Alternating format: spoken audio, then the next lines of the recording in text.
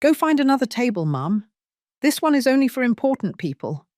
The voice of my adopted daughter, Vanessa, echoed across the elegant dining room of the Grand Chandelier restaurant, one of the most exclusive spots in New York City.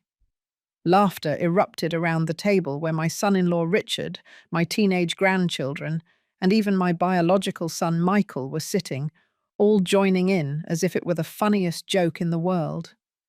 But after decades of humiliation and scorn, I decided it was time for a lesson they would never forget. But before I continue, make sure you are already subscribed to the channel and write in the comments where you are watching this video from. We love to know how far our stories are reaching. Go find another table, Mum. This one is only for important people. Those words cut through the elegant air of the Grand Chandelier restaurant, one of New York City's most exclusive spots, and they came from the mouth of my own adopted daughter, Vanessa. The silence that followed was swift, quickly replaced by laughter around the table where my son-in-law Richard, my teenage grandchildren Owen and Madison, and even my biological son Michael were seated, all participating as if it were the funniest joke in the world. I stood there, leaning on my cane, my face burning with humiliation as other patrons turned to stare. The crystal chandeliers cast a golden light on the white tablecloths and gleaming silverware, but I felt a coldness spread through my chest like liquid ice. My name is Eleanor. I am 67 years old, and I adopted Vanessa exactly 30 years ago, when she was just 8. 3 decades of offering love, support, and everything I had, only to be treated like an intruder in my own family. The only person who looked uncomfortable was my friend Helen, sitting at the end of the table with an expression that mixed shock and indignation. Our eyes met briefly, and in that moment, something silent passed between us. An understanding. "Vanessa, that wasn't funny," I said, keeping my voice low and dignified, despite the pain that felt like a dagger piercing my heart. "Oh, Mom, don't be so sensitive," Michael chimed in, waving dismissively. "It's just a joke. You know how Vanessa is." I knew exactly how Vanessa was. At 38, she had perfected the art of making me feel small while maintaining a facade of the dedicated daughter for the outside world. For 3 decades, I gave her the best of everything: expensive clothes, the finest education, support for every entrepreneurial venture she attempted. Meanwhile, Michael, my 45-year-old biological son, received the same love and opportunities. The difference was that Michael, even with his flaws, showed at least a basic respect. Vanessa, on the other hand, seemed to cultivate a resentment that grew with every year, as if my generosity were a personal offense against her. That night's dinner was to celebrate Vanessa's latest venture, an upscale boutique that I had helped finance with a small contribution of $250,000. I was always helping Vanessa with her projects. When Michael asked for a loan to expand his software company 2 years ago, I offered him the same amount. The difference? He had already started paying me back. The evening dragged on, with the conversation flowing around me as if I weren't even there. Vanessa boasted about her new imported clothing collection. Owen talked about his golf lessons. Richard discussed his promotion at the bank. When I tried to mention the watercolor exhibit I'd opened the previous week, a dream I pursued after retiring as a college professor, Madison interrupted me. "That's great, Grandma. Richard, tell us more about that trip to New York." Every word spoken, every look of indifference, every interruption was like a small wound. By the time dessert arrived, I had completely withdrawn, the familiar feeling of invisibility settling like a heavy cloak over my shoulders. I felt like an inconvenient relic, tolerated only because I could still be useful financially. It was then that the waiter approached with the check, placing the leather folder directly in front of me. "What is this?" I asked, confused. Vanessa's laugh sounded artificial and cruel. "Oh, didn't we mention it? You're paying tonight. After all, that's what grandmothers are for, right? Spoiling the family. Spoiling? The word came out almost strangled. I already paid $250,000 for your new store 2 weeks ago. And now you can pay for our celebratory dinner, Michael completed. It's not like you need the money, that huge house all to yourself, the comfortable retirement. My hands trembled as I opened the folder. The total blurred my vision. $4,780. They had ordered the most expensive wines, several appetizers, the most exclusive entrees. Owen had ordered 2 desserts, just because he could. I am not paying for this, I said, closing the folder. Vanessa's smile instantly disappeared. Of course you are. You always pay. It's what mothers do. The tension enveloped the table like a thick fog.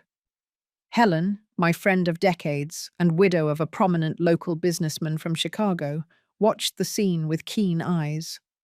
Despite her 72 years, she still had an imposing presence, with her silver hair impeccably styled and her posture straight. Not this time, I replied, handing the leather folder back to the waiter. Just bring me the check for my plate and my drink, please. The waiter hesitated, looking nervously between me and Vanessa. Mum, don't be ridiculous, Vanessa hissed, her beautiful face contorted in an ugly expression. You always pay. It's what mothers do. Mothers support their children, Vanessa, but they are not obligated to finance their every whim forever, especially when they are treated with disrespect. Richard cleared his throat uncomfortably. Come on, Eleanor, it was just a joke. You don't have to make a scene. A scene? My voice came out louder than I intended. You invite me to dinner, humiliate me in front of strangers, and then expect me to pay almost $5,000 for the privilege? Michael rolled his eyes.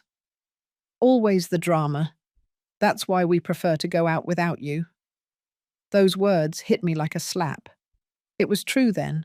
They met without me, probably laughing at my expense while enjoying the comfort provided by my money. Just a moment, please. Helen's voice cut through the silence that had settled. She stood up, picking up her handbag. Eleanor, that's enough. Let's go. I am seeing how they treat their mother, and this is unacceptable. But Helen... Vanessa immediately adopted a sweet tone. The evening has just begun. Helen looked at Vanessa coldly. I've seen enough for today. You need to learn to respect your mother. I stood up too, feeling a sudden relief at not being alone. Helen and I had been friends since college. She knew my whole life.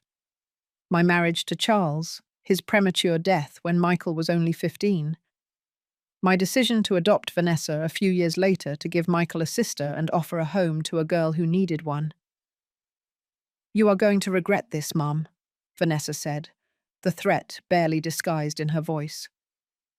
I faced my adopted daughter, this beautiful, cruel woman who had become so different from the scared, hopeful child I brought home 3 decades ago.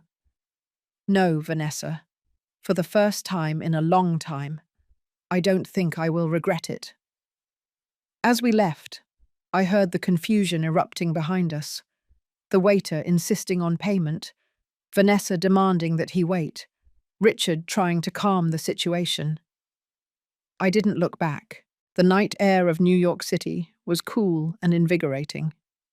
I took a deep breath, feeling as if I had escaped an invisible prison that had been closing in on me for years. The scent of gardenias from a nearby park mingled with the smell of recent rain, creating a sense of renewal.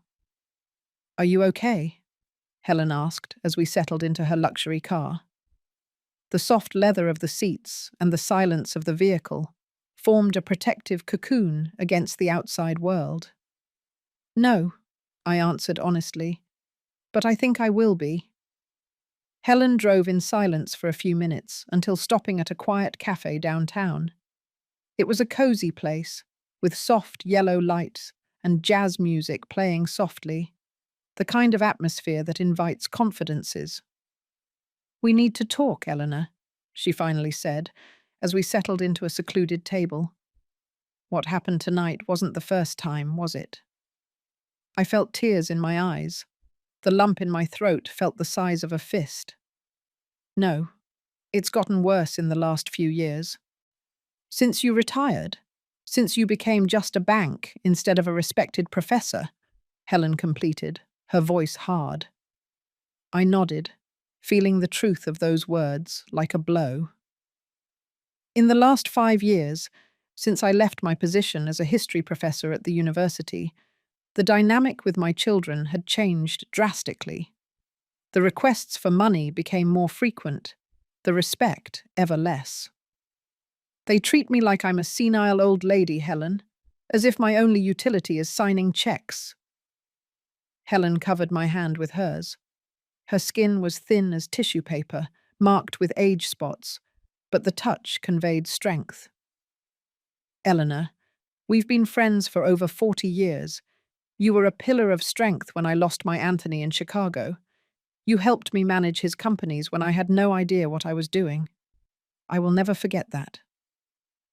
I smiled faintly, remembering how I spent nights studying accounting and business management to help Helen after her husband's sudden death, how we sat together until dawn, deciphering contracts and financial reports while she battled grief and insecurity. And now, she continued, her voice suddenly different, it's time for me to return the favor. I'm sick, Eleanor. The world seemed to freeze around me. The sounds of the cafe, the clinking of cups, the murmur of conversations, the soft music.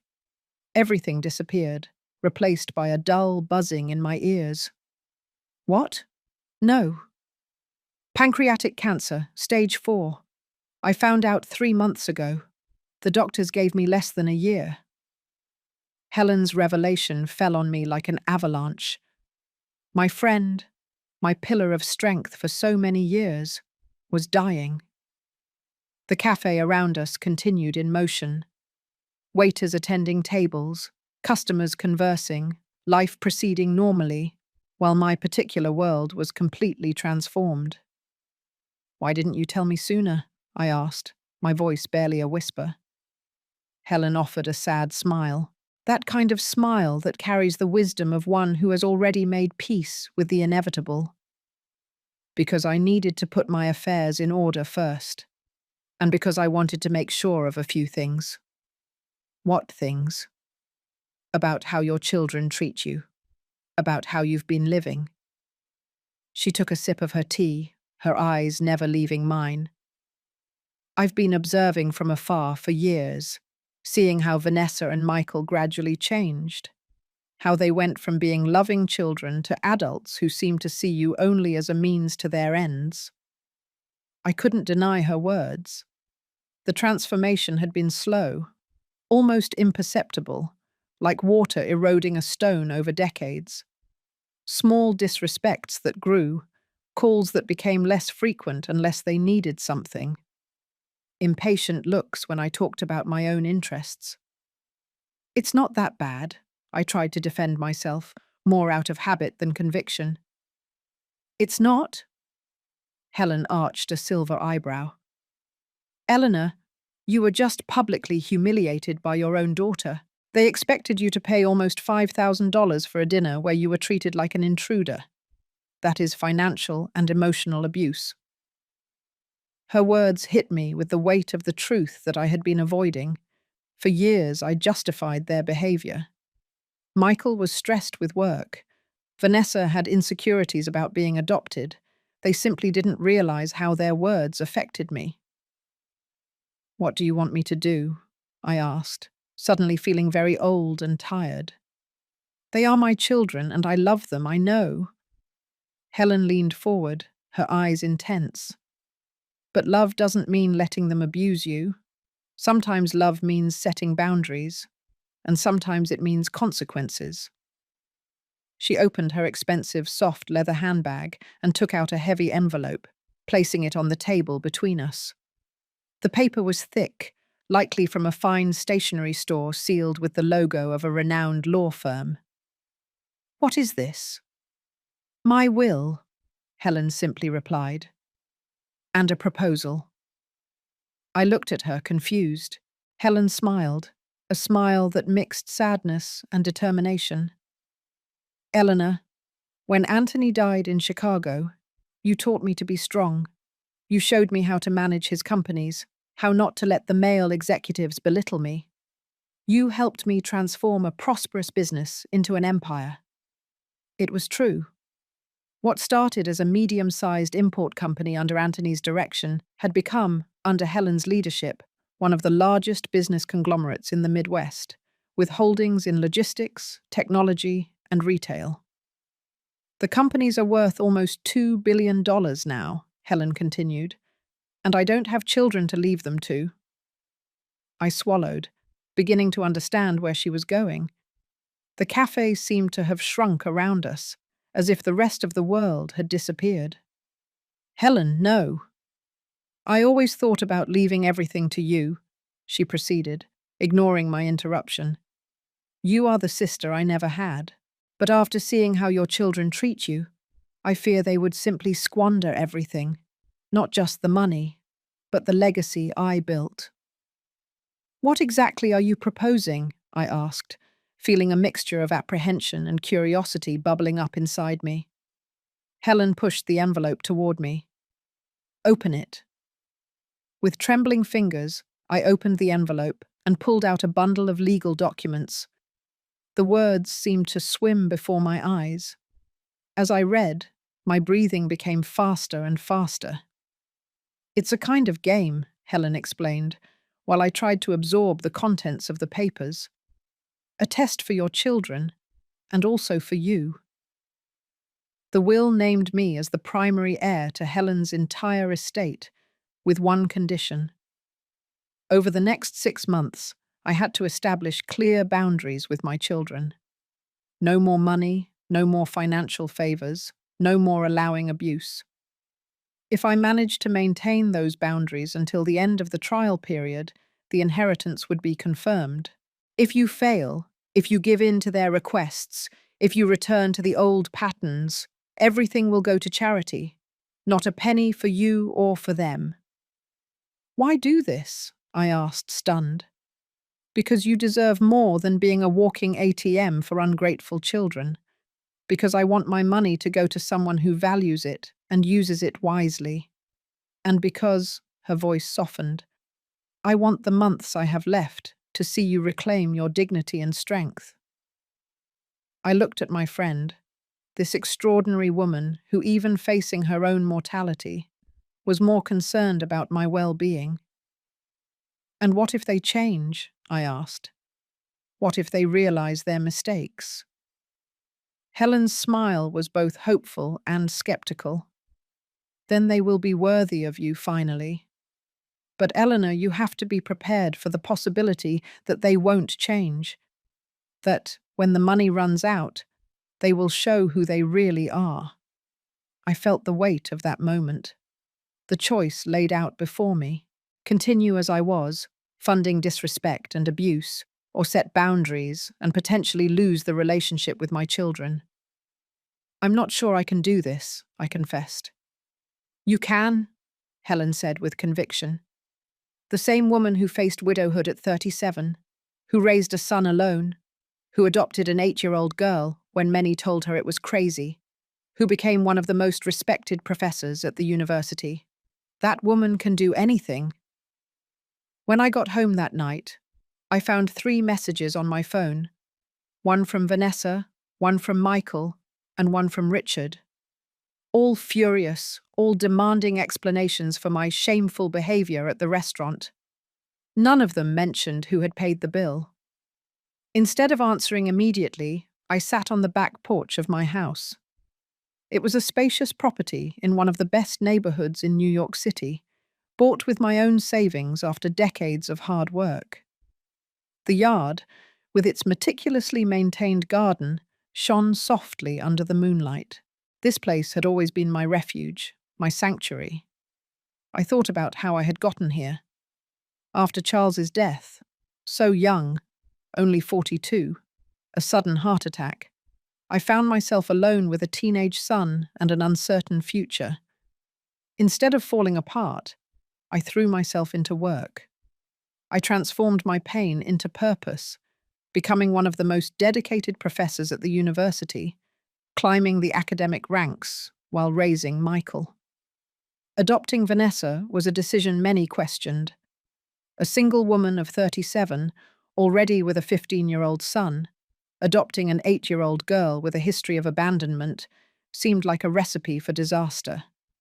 But I saw her in that orphanage, with her big eyes full of hope and fear, and I knew she was my daughter. The early years were difficult, but rewarding.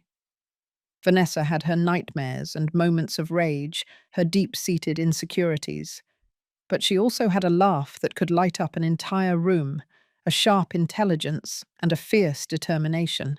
As for Michael, after some initial resistance, he became a protective older brother. When did everything change? There was no defining moment, just a gradual erosion. Michael graduated, started his career, got married, and had children. Vanessa followed a more turbulent path, dropping out of college, going through a series of failed relationships, starting and closing several businesses. And at some point, both began to see me less as a person and more as a resource. My phone vibrated again. It was Vanessa. "Mom, answer the darn phone.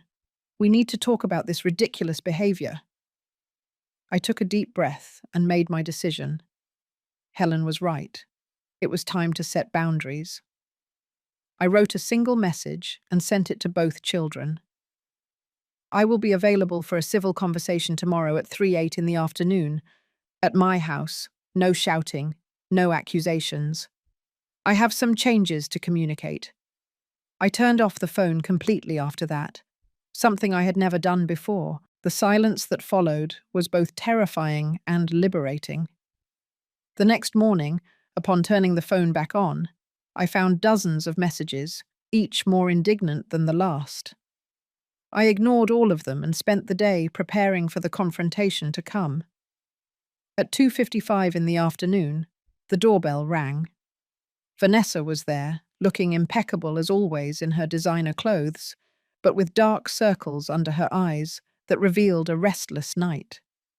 Behind her, Michael looked equally tired, a rare dishevelment in his normally businesslike appearance. To my surprise, Richard was also present, looking uncomfortable. "Come in," I said calmly, leading them to the living room where I had prepared tea. "What the heck was that last night?" Vanessa began immediately, completely ignoring my request for civility. "Vanessa," I said, keeping my voice steady, "if you can't speak with respect, this conversation ends now." She blinked, surprised by my tone. How long had I allowed them to treat me this way, without contestation? "You left us with a check for almost $5,000. "A check you created," I countered. "For a dinner you invited me to, where I was humiliated, and then expected to pay for." "It was just a joke, Mum," Michael intervened, his tone conciliatory, the one he used for closing business deals. "Vanessa didn't mean that about important people." "It wasn't just last night," I continued. "It has been a pattern. You treat me like a bank, not a mother. Like a wallet, not a person." Richard cleared his throat. "Eleanor, I think you're overreacting a little." "I am not, Richard, and I didn't ask for your opinion." My direct response surprised him as much as it did me. It was as if a new Eleanor was emerging, someone I had forgotten existed. "What is going on with you?" Vanessa asked, her voice mixing irritation and a hint of genuine concern. "Is it Helen? Is she putting ideas in your head?" "Don't blame Helen for the fact that you have to pay your own bills," I replied. "And no, it's not her. It's me, finally acknowledging a truth I ignored for too long." I took a sip of tea, gathering my thoughts before continuing. The jasmine scent rose from the cup, strengthening my resolve. As of today, there will be some changes. First, there will be no more money, no loans, no investments in new businesses, no financial help of any kind. The silence that followed was absolute. All three stared at me as if I had just announced I was joining the circus. Vanessa's expression oscillated between disbelief and outrage, while Michael seemed to be trying to process whether I was serious or not. "You can't be serious," Michael finally said. "I am completely serious. You are adults. Michael, 45. Vanessa, 38. Richard, 42. It is time for you to live within your own financial means." Vanessa jumped up, her chair scraping on the hardwood floor with a sharp screech. "This is absurd. I just opened the boutique. I need working capital. You promised you would help me." "I already gave you $250,000, I reminded her. "Use it wisely." "Mum," Michael tried with his most reasonable tone. "I understand you're upset about last night, but this is an overreaction. Families help each other." "Yes, they do," I agreed, "but not unilaterally. When was the last time one of you helped me? When was the last time you asked how I was, genuinely? When did you visit without asking for something in return?" Their faces revealed the truth. A long time ago. The silence that followed my words was dense and uncomfortable. Vanessa crossed her arms, her eyes gleaming with a mixture of rage and panic. Michael ran a hand through his greying hair at the temples, a gesture he inherited from his father. Richard simply looked lost, as if he had been dragged into a family drama he wasn't prepared for. "Is this some kind of senior moment crisis?" Vanessa finally asked, her voice cutting. "You turn 68 in 2 months and suddenly decide to cut off your own children." "I'm not cutting you off," I replied calmly. "I'm cutting off the money. There's a big difference." "To you, maybe," Vanessa retorted. "But what do I do with the boutique now? I have expenses, suppliers to pay."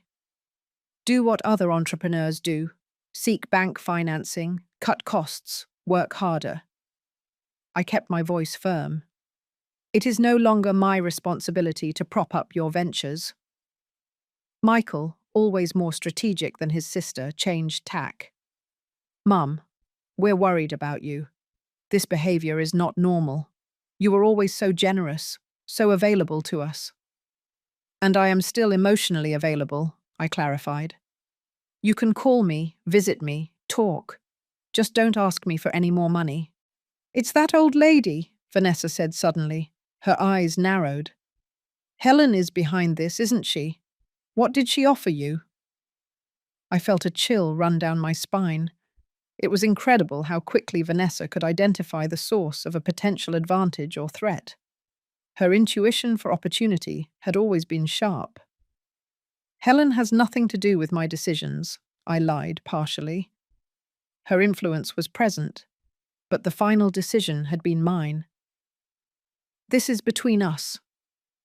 Richard, who had remained silent, finally spoke. "Eleanor, I think what Vanessa and Michael are trying to say is that this change seems very sudden. Yesterday you were, well, yourself. Today you seem like a different person."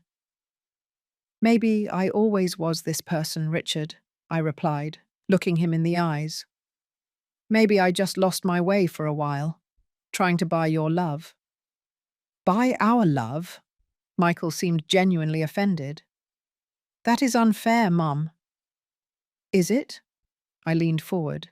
"When was the last time one of you came to visit me without asking for something in return?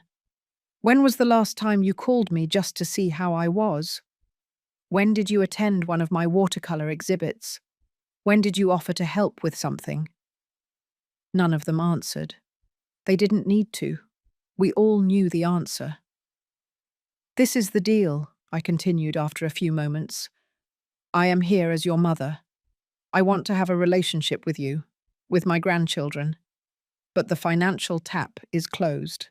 Completely. Vanessa stood up abruptly, her chair scraping on the hardwood floor with a sharp screech. You are going to regret this. When you need us, and you are going to need us, you're getting old. We'll see if your pride is worth it. It's not pride, Vanessa. It's self-respect. She grabbed her designer handbag and marched toward the door. Come on, Richard. We have nothing more to discuss here. Richard hesitated, looking torn. For a brief moment, I thought I saw something like respect in his eyes before he followed his wife. Michael remained seated, watching me with an expression I couldn't decipher. The room was now immersed in a disturbing silence, broken only by the ticking of the antique grandfather clock that had belonged to my parents. Do you also think I'm wrong? I asked after the front door closed with Vanessa and Richard's departure. My son sighed deeply. I don't know what to think, Mum. This is unexpected. Life sometimes is. He stood up slowly. I need to process all of this. Vanessa is going to be furious for weeks. Probably, I agreed. At the door, he stopped and turned. Are you okay? Really? It was the first genuine question about my well-being he had asked in months, maybe years. I felt a small pang of hope, fragile as a shoot in barren soil. I'm finding my way, I answered honestly. After Michael left, I sat alone in the silent living room, trembling slightly. I had done it, set clear boundaries, refused to be used again. The feeling was simultaneously terrifying and liberating. My phone rang. It was Helen. How did it go? She asked without preamble. As well as could be expected, I replied. Vanessa left furious. Michael is confused. I think I lost my children today. Oh, maybe, Helen said softly. You gave them the chance to become the people they were always meant to be. The following weeks were a strange kind of silence. No calls from Vanessa, no messages, except a brief note from Michael asking if I had come to my senses. I didn't answer. Instead, I used the time to rediscover myself. I dedicated myself more to my watercolors, visited old friends I had neglected, and joined a reading group at the local library. And I spent time with Helen, whose days were visibly numbered now. Her face had become thinner, her body more fragile, but her eyes maintained that fierce intensity. Then, at the beginning of the 4th week after our confrontation, I received an unexpected call. It was the school for Madison, my 15-year-old granddaughter. Mrs. Eleanor, Madison is here in the nurse's office. She fainted during gym class and asked us to call you instead of her parents. I found Madison sitting in a chair in the school nurse's office, looking small and vulnerable in her crumpled uniform. Her pale face brightened slightly when she saw me. Grandma, she said, her voice low. I sat beside her, taking her hands in mine. They were cold and trembling. What happened, dear? The nurse approached. She fainted during gym class. Her blood pressure is low, and she admitted she hasn't been eating well. Not eating? I looked at my granddaughter, now noticing the thinness of her face, the dark circles under her eyes. How had I not noticed before? Can we talk privately? Madison asked, looking nervously at the nurse. The professional nodded understandingly. I'll leave you alone for a few minutes.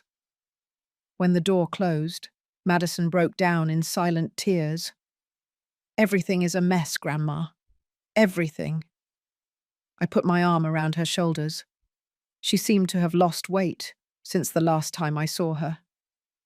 Tell me what's going on. Mom and Dad are fighting all the time, she explained between sobs. Since that night at the restaurant, it's just yelling. The store isn't doing well. Mum says it's your fault for not giving more money. Dad says she needs to wake up and learn to run a real business. My heart tightened. I am so sorry you are going through this. Madison wiped her tears with her uniform sleeve. There's not much food at home now. Mum is putting all the money into the store. She said we have to save, that we are in survival mode because of what you did.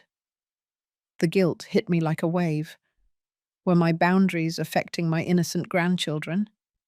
Then I realized it wasn't my boundaries causing this, but Vanessa's response to them. She was choosing to prioritize her failing business over the well-being of her own children. "Did you eat today?" I asked. She shook her head. "We are going to solve this right now." I stood up, determined. "First, we're going to lunch. Then I'm going to talk to the nurse and take you home with me today." Madison's eyes widened. "Mom is going to be furious. Let me handle your mother." After a substantial lunch at a nearby diner, where Madison devoured a full plate as if she hadn't eaten in days, I called Vanessa. She answered on the fourth ring, her voice instantly defensive. "What do you want now?" "Madison is with me," I informed her calmly. "She fainted at school today due to lack of proper nutrition." Silence on the other end. Then, "What are you implying?" "I'm not implying anything, Vanessa. I'm stating a fact. Madison will stay with me tonight. Tomorrow we would like you and Richard to come over for dinner to talk." "I don't need your lectures on parenting," Vanessa hissed. "This is not about you or me," I replied firmly. "It is about Madison and Owen. If you truly care about your children, you will be here tomorrow at 7 o'clock in the evening." To my surprise, Vanessa showed up the next night, along with Richard and Owen. My grandson, normally confident and sometimes arrogant like his father, looked tired and disheveled. The tension in the family was clearly affecting both teenagers. I prepared a simple but hearty dinner. During the meal, the atmosphere was tense and silent, until Vanessa finally put her fork down hard. "So, this is what we're here for you to show off how you can feed our children better than us." "We are here," I replied calmly, "because your children are suffering and we need to find a solution." "The solution is obvious," Vanessa retorted. "Stop this tantrum about money and help us like you always did." Owen, to my surprise, interrupted. "Mum, it's not Grandma's fault that you don't know how to manage money." The silence that followed was cutting. Vanessa looked at her son as if he had just slapped her. "How dare you speak to me like that?" "It's true," Owen continued, apparently releasing pent-up frustration. "Grandma gave you $250,000 for the store, and in less than a month, you're already broke. You bought that ridiculously expensive Italian stock that no one wants.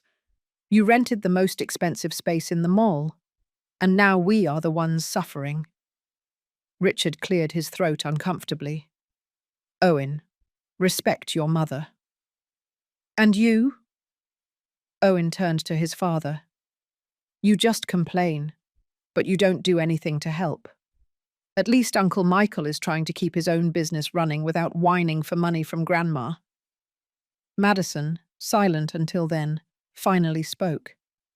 "I just want you guys to stop fighting. I just want to be able to sleep at night without hearing shouting." Vanessa's face crumpled, the mask of indignation giving way to something more vulnerable. For a moment, I caught a glimpse of the 8-year-old girl I had brought home all those decades ago. "I'm trying," she said, her voice breaking. "I'm trying to keep everything running." "Alone," I added softly, "as you always tried to do everything alone, even when I offered real help, not just money." Vanessa looked up at me, confused. "What do you mean? How many times did I offer to teach you about financial management, about how to run a business? You always refused, preferring the easy way out, just asking for more money when things got tough." Richard surprised everyone by speaking. "She's right, Van.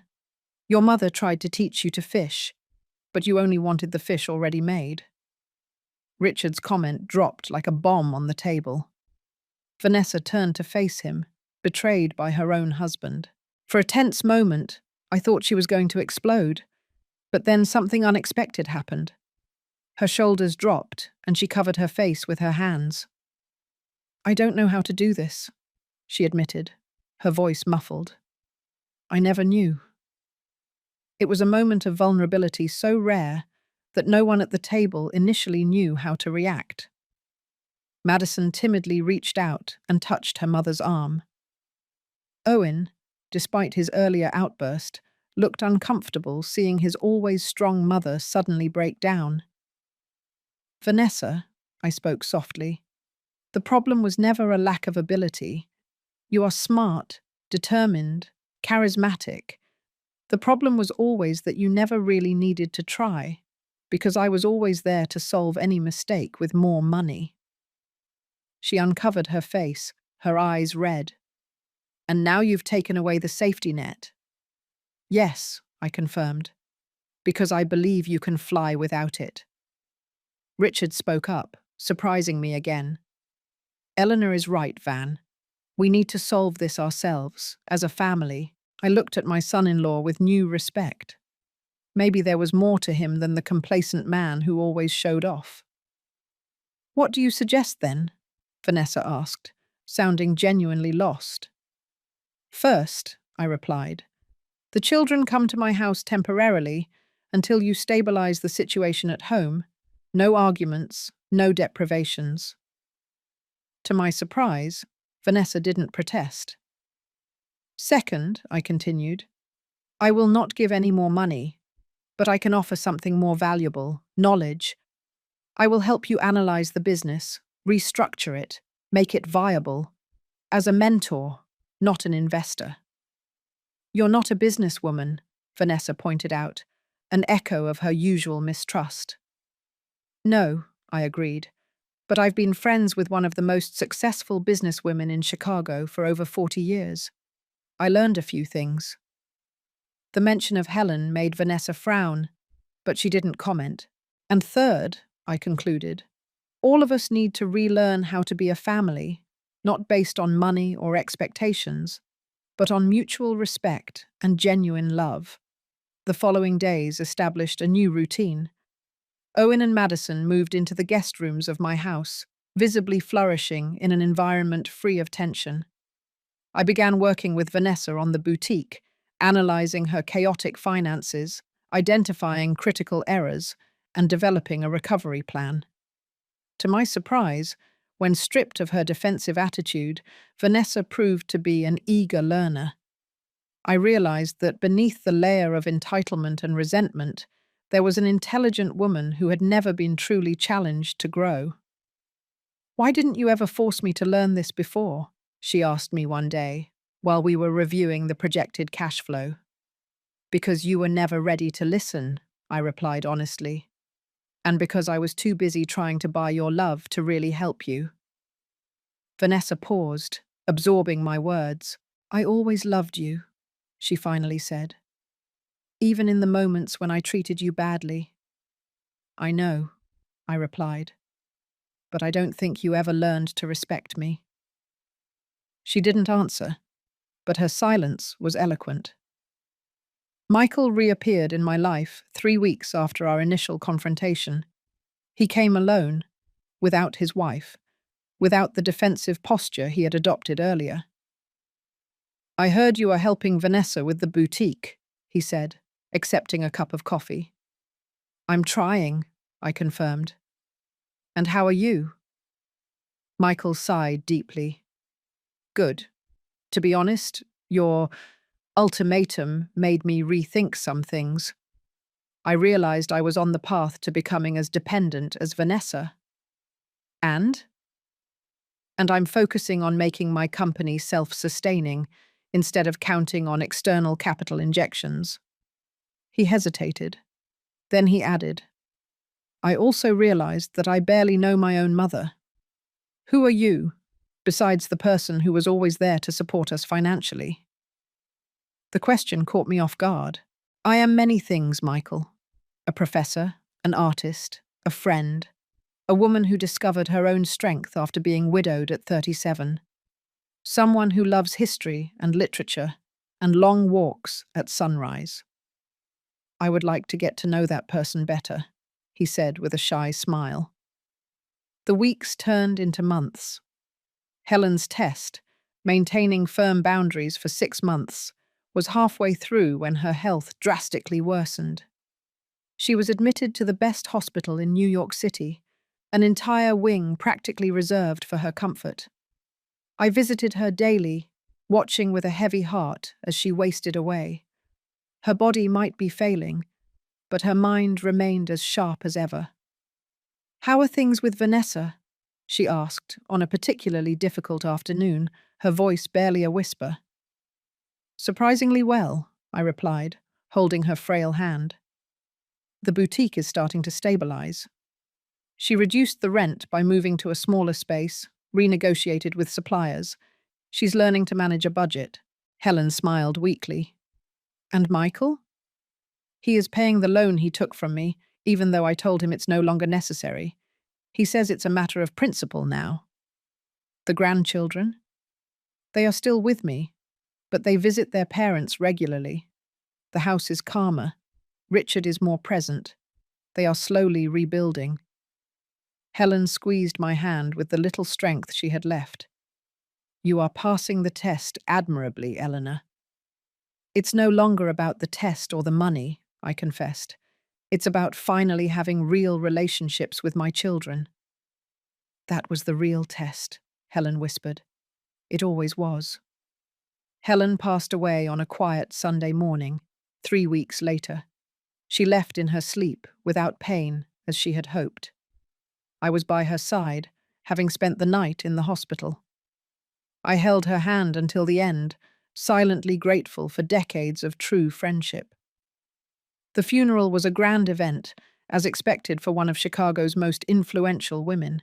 Businessmen, politicians, prominent figures in society. Everyone came to pay their respects.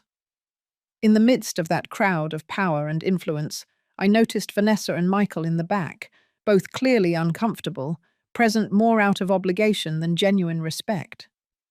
The reading of the will took place a week later. William Miller, Helen's longtime lawyer, conducted the meeting in his office. To general surprise, everyone was invited. Me, Vanessa, and Richard, Michael and his wife, even my teenage grandchildren. Before starting, William formally said, "Helen requested that this video be shown." Helen's image appeared on the large screen in the office. Despite being clearly weakened by the illness, she maintained that dignified posture and penetrating gaze that always characterized her. "If you are seeing this, I have already departed from this world," she began. "But before revealing my final decisions, I want everyone to understand the reason for them." Helen looked directly at the camera. "I spent the last months of my life observing how the family of my dear friend Eleanor treated her. I saw people who should love and respect her, treating her like a walking ATM. I saw the humiliation at the Grand Chandelier restaurant. I heard the calls demanding money. I witnessed the disinterest in her feelings and accomplishments." Vanessa shifted uncomfortably in her chair. Michael looked at the floor. "Particularly you, Vanessa," Helen continued, as if she could see her at that moment. "The girl Eleanor took in and loved as a daughter, transformed into an adult who treats her adoptive mother with calculated cruelty. Not only do you constantly demand money, but you seem to enjoy diminishing her." Vanessa's face turned red with shame and rage. "And you, Michael, perhaps you are not so openly cruel, but your indifference and willingness to exploit your mother's generosity are equally reprehensible." After a dramatic pause, Helen smiled. "So I decided to intervene. I proposed a test to Eleanor, to establish clear boundaries with you for 6 months. If she succeeded, she would inherit my fortune.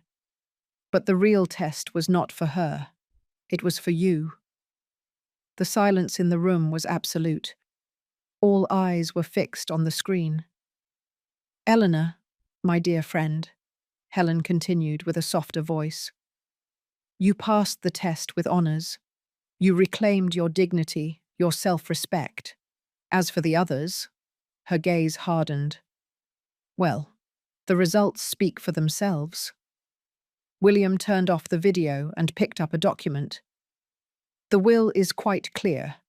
The entirety of Helen Campus's estate, companies, investments, and properties, valued at approximately $2 billion, is left to Eleanor Mendoza. Vanessa gasped audibly. Michael turned pale. Is there more? William continued. Helen established separate trust funds for each family member, but with specific conditions. He turned to Vanessa. For you, Vanessa, a fund of $5 million, accessible only after 5 years of proven work at a non-profit organization of your choice, at minimum wage. No money from Eleanor can be used during this period. Vanessa rose furiously. This is ridiculous. She can't do that. She can indeed, William replied calmly. And she did. For Michael, he continued, a similar fund, but with the condition that he work 3 years as a teacher in a disadvantaged public school. Michael was speechless. But my company? As for the grandchildren, William proceeded, ignoring him, each will receive a generous educational fund, accessible directly at age 18, without parental intervention. Richard, who had remained silent, finally spoke. And me? William consulted the documents. You have the option to remain with Vanessa during her period of community service or divorce, with a compensation of $200,000. Chaos erupted in the room. Vanessa was shouting accusations, Michael arguing about the injustice. Richard seemed to be calculating his options. Only my grandchildren remained silent, perhaps secretly relieved to have their future guaranteed, regardless of their parents' choices. I stood up calmly. Enough. To my surprise, everyone quieted down. Helen left me not only her fortune, but also the power to modify these conditions. I will be using it. Vanessa immediately adopted a conciliatory tone. Mum, you know we love you. That thing at the restaurant was just a silly joke. I raised my hand, interrupting her. The conditions remain, with one alteration. If you complete your respective periods of service with sincerity and dedication, you will not only receive the trust funds, but you will also be reinstated as heirs to a portion of what now belongs to me. Everyone's eyes widened at the possibility of financial redemption. But, I continued, my voice now steel, if you choose to contest the will, if you attempt legal maneuvers, or if you continue with past behavior, even that offer will be withdrawn. 6 months later, to my surprise, both Vanessa and Michael had accepted the conditions. Vanessa was working at a non-profit for needy children, using her fashion skills to teach sewing and design to teenagers. Michael was teaching math and computer science at a public school, discovering a talent for education he never knew he possessed. Richard had opted for divorce, choosing the money over a marriage that was already deteriorated. Owen and Madison were flourishing under my partial tutelage, visiting their parents regularly and witnessing their transformations. On my 70th birthday, I received an unexpected gift. A photo album put together by Vanessa, documenting her work with the children. On the last page, a simple note. Thank you for forcing me to discover the person I can be instead of the one I became. The lesson was hard, but necessary. I am starting to understand the value of what you and Helen did. With love and a newfound respect, Vanessa. Looking out the window at the sunset over my garden, I silently raised a glass in honor of my late friend. Well played, Helen, I whispered. Well played. Perhaps, I thought, as I closed Vanessa's album, the true revenge was not destruction, but transformation. Helen had understood that perfectly. by using her fortune not only as a reward, but as a tool for change. She had given all of us a second chance, not to pretend the past didn't happen, but to build a better future from its harsh lessons. Sometimes, the truest love is not in giving everything someone asks for, but in having the courage to say no when necessary. It took almost losing everything and gaining $2 billion for me to learn that lesson. But in the end, I won something much more valuable, a family that was finally learning the meaning of respect and true love. Now, if you liked this story, click on this next video that is appearing on the screen, because in it, there is a story of betrayal and revolt like you have never seen before.